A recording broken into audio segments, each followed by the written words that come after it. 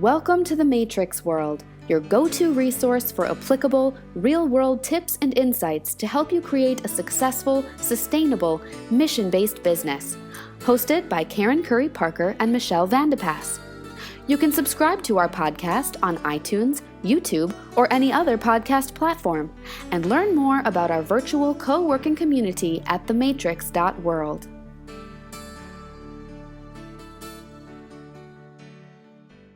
So hi, everybody. We are going to be talking today.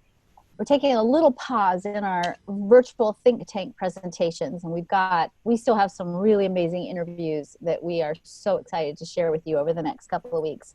But we thought we'd take a pause today and honor women and women in business. And the other than this, of course, being International Women's Day, we really kind of got triggered as women in business recently. A lot. Nice to me. I'm being nice to me because we've actually been talking a lot about, we've been using a lot of very rich language that I would never use in front of my 9-year-old recently around business and women in business. And part of what triggered us is Michelle went to a marketing seminar, which I'll let you fill in the details on that in a second. And she brought back somehow, I don't even know where you came across this article in Entrepreneur Magazine that listed top 10 entrepreneur masterminds. And guess what? Do you want to fill in the details, Michelle? Who were leading all the masterminds? I'm going to use my language carefully. Yes. Giant, successful entrepreneurial men who are the ones that are leaning against their private jets and Rolls Royces. So yes. They are successful, but yes, I don't relate, right? So. Well, and I think it wasn't just that these are men in business who we don't relate to, but that in this top 10 list of high-end business masterminds, there was not listed a single woman group or a single mastermind leader.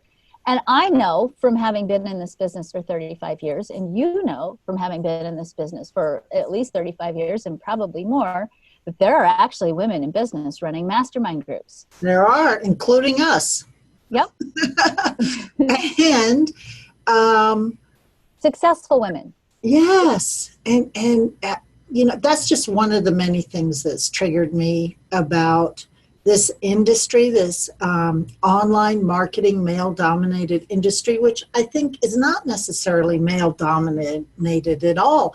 I think they're just the ones willing to really put themselves out there and not care what anyone else thinks. And I think as women, so, I get my feelings hurt. I do, right?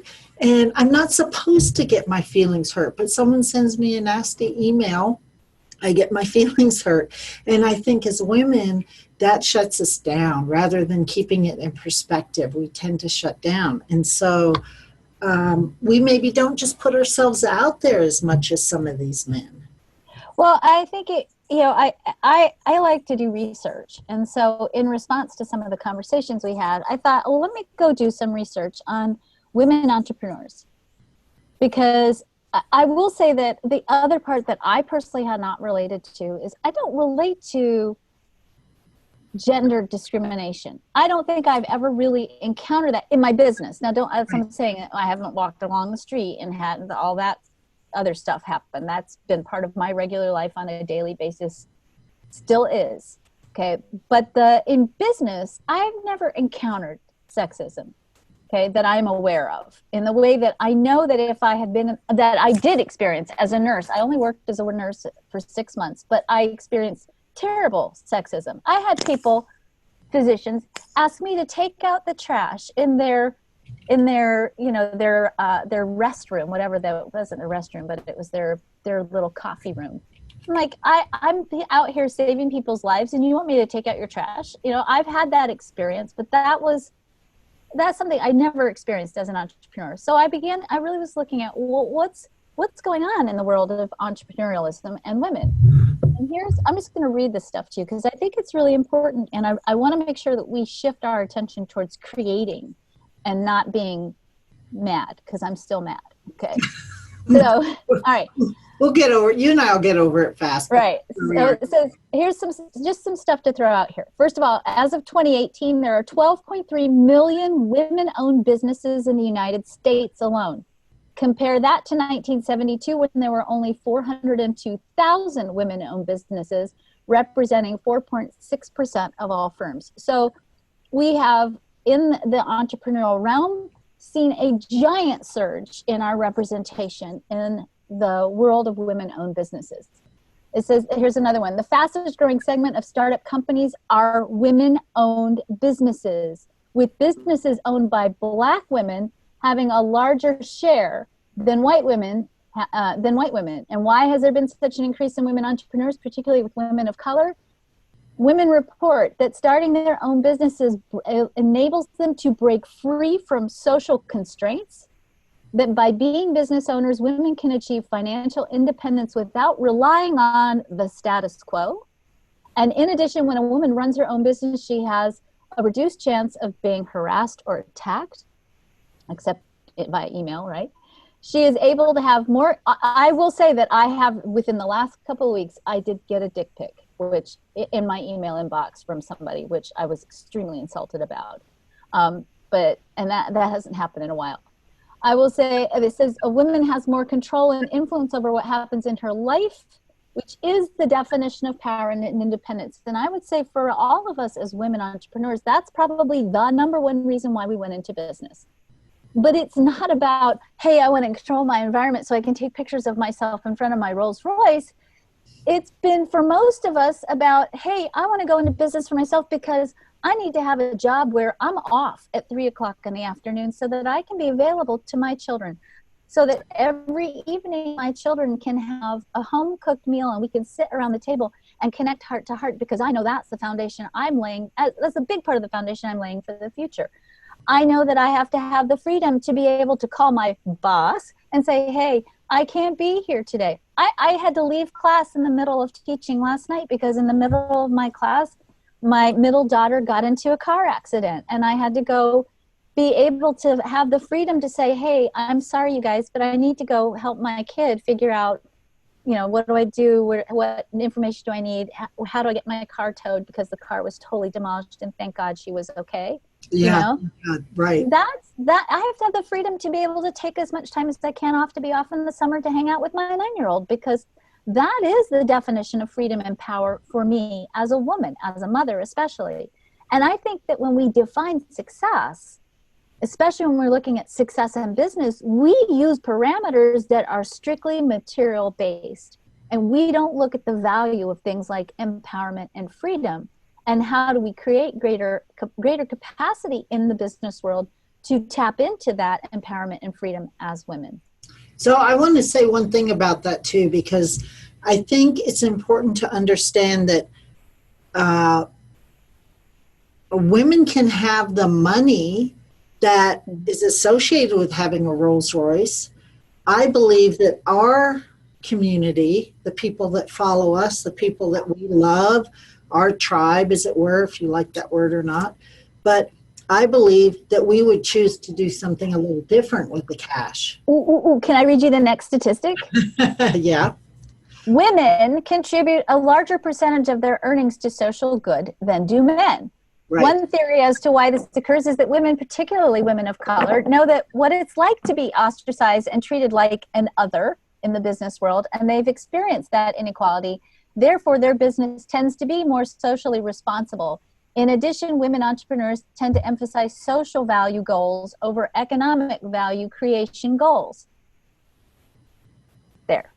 Yeah. And this is, by the way, I'm not trying to set this up as men versus women, although it feels that way. What I really think we need to be... It's International Women's Day. Yes, but it is. So we're allowed to talk about women today, even though we both have lots of men clients.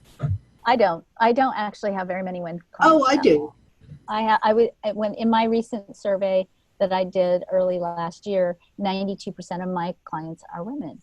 Wow. So I think, so I tend to have women in my groups and more male private clients, which is interesting. And that is interesting. And I don't want to go into that today.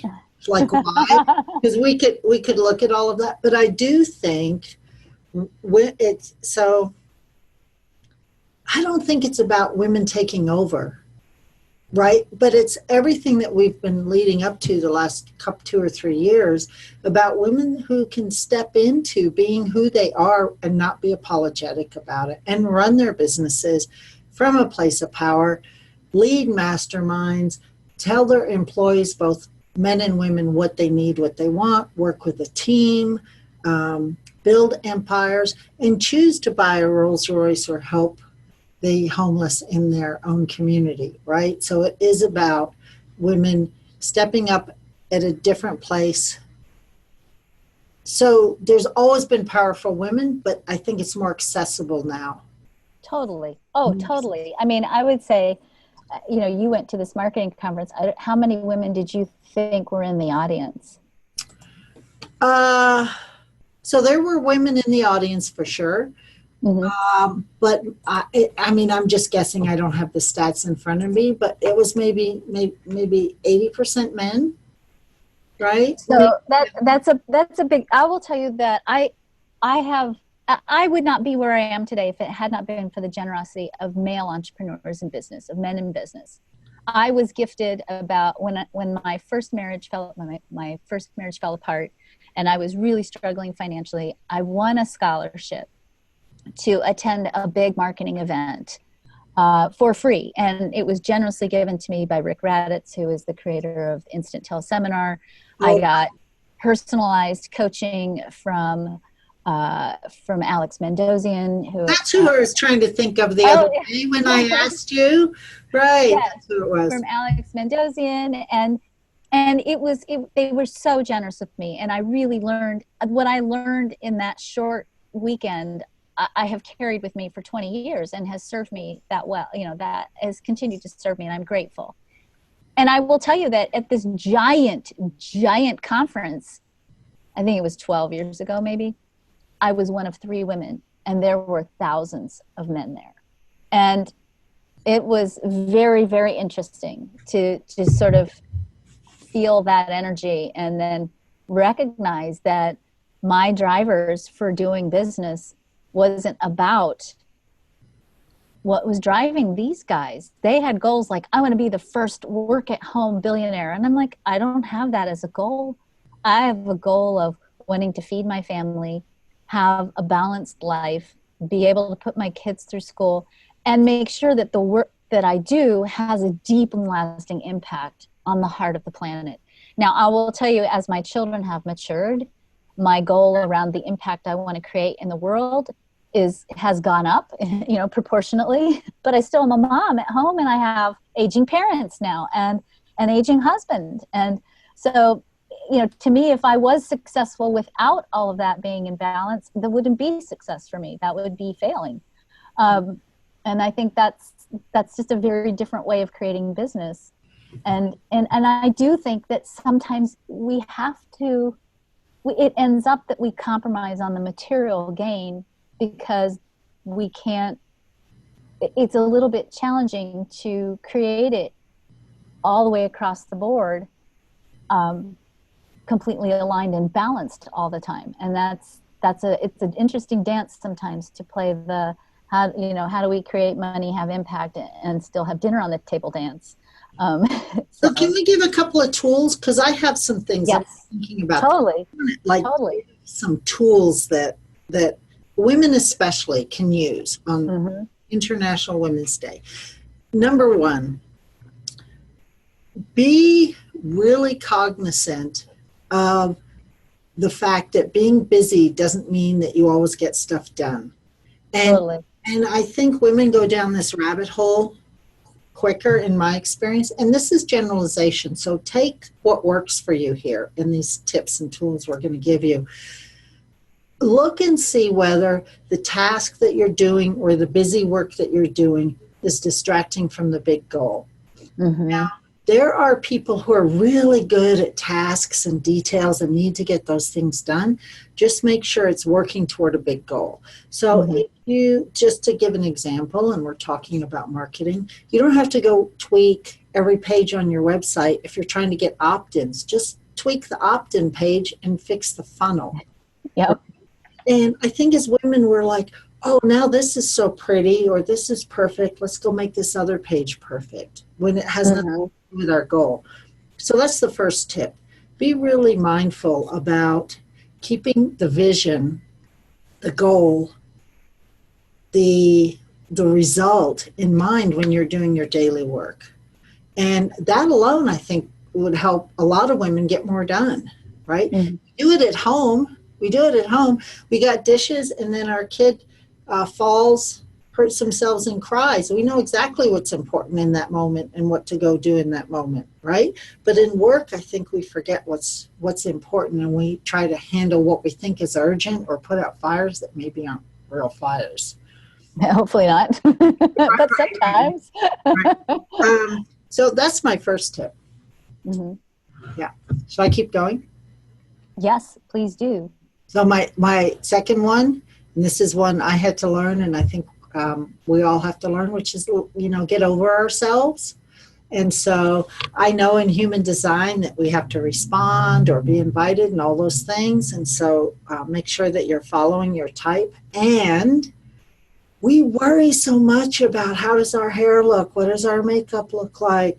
I hate the way I look today. Is this scarf right? And, this morning, the first thing I did when I got on with Karen, if you were here before we went live, was my lighting is off today, right? But we have to go do what we're here to do in the world. And if we're always second guessing ourselves, if we're always trying to make it perfect, if we're worried about what other people are going to think, we're never going to get on that big stage. We're never going to finish that email autoresponder. We are going to worry about getting our feelings hurt by someone who emails you back and says, wow, you're not a match for me, which is what I got last week, right? I'm crying to Karen, wow, this person doesn't like me. But you got to get over it. As women, we take it in, and it's just not a match. Right. Right? If there is a man, so I get this, you guys get this too, I know you do. You get marriage proposals from men in uniform with two first names, like John Paul, who lives in Portugal, and in his Navy suit. You've never met him. It's like, you're beautiful, please marry me. I have no problem saying no thank you, right? Don't know you, not a match. But I get somebody who emails me who says not a match, I take it personally.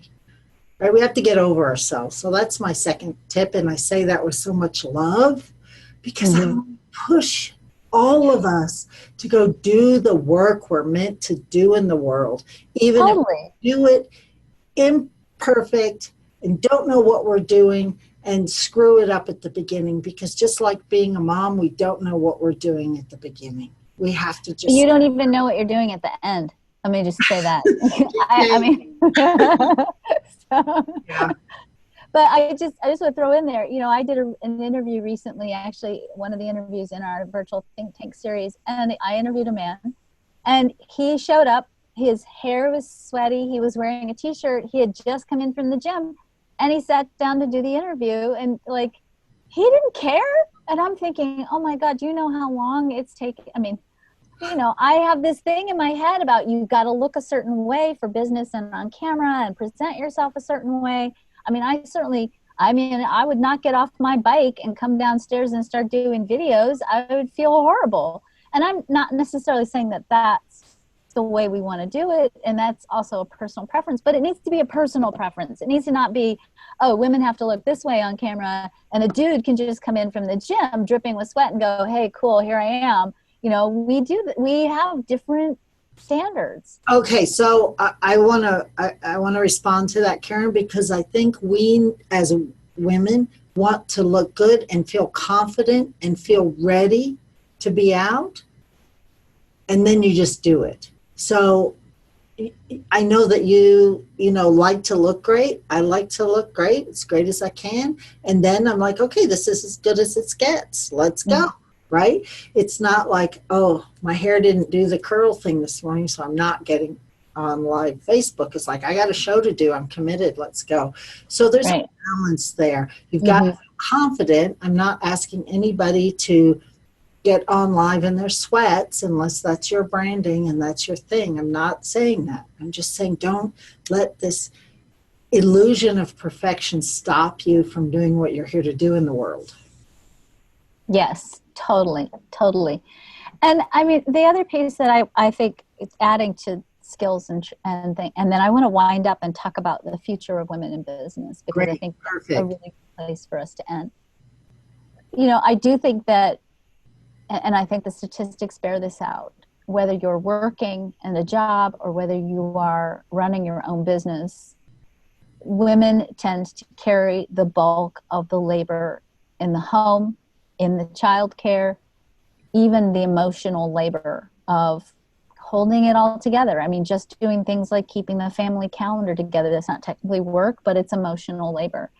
And I think that women, particularly women in business, are at a higher risk for burnout, particularly if you struggle to find that harmony place where you are balancing work and family. And we always talk about balancing work and family. We never talk about balancing your self-care in that mix, as if that's something separate that you can take care of if the work-family balance thing gets handled. Burnout is, I believe, based on the work that I've done in the last 20 years, the number one reason why small businesses fail. It has nothing to do with capital. It has nothing to do with lack of education. It has nothing to do with anything except that when you start your own business, because it is an energy-intensive process, if you don't have the energy to bring to a business, you can't make a success of the business. And it doesn't matter how clear your intentions are if your energy is not there, because you're depleted, because you're either working two jobs, or you've got a lot of plates that you're juggling and you're not putting in the self-care piece.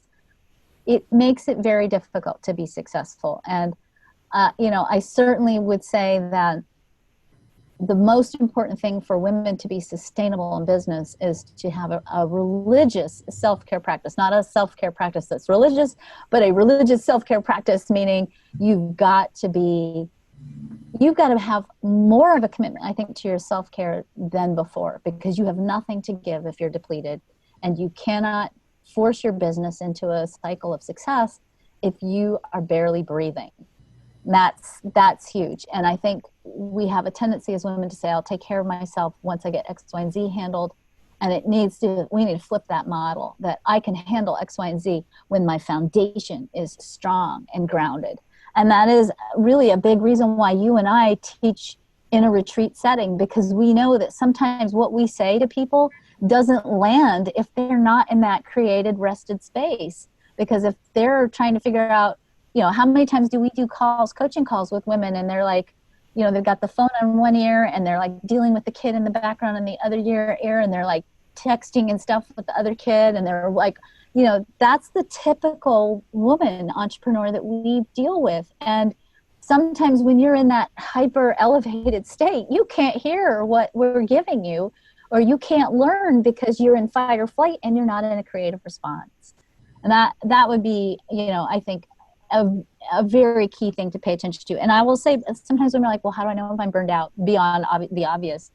If you start to feel resentful around any element, whether it's your partner, your children, your clients, the amount of work that you have to do, resentment is sort of the barometer of where's your energy at.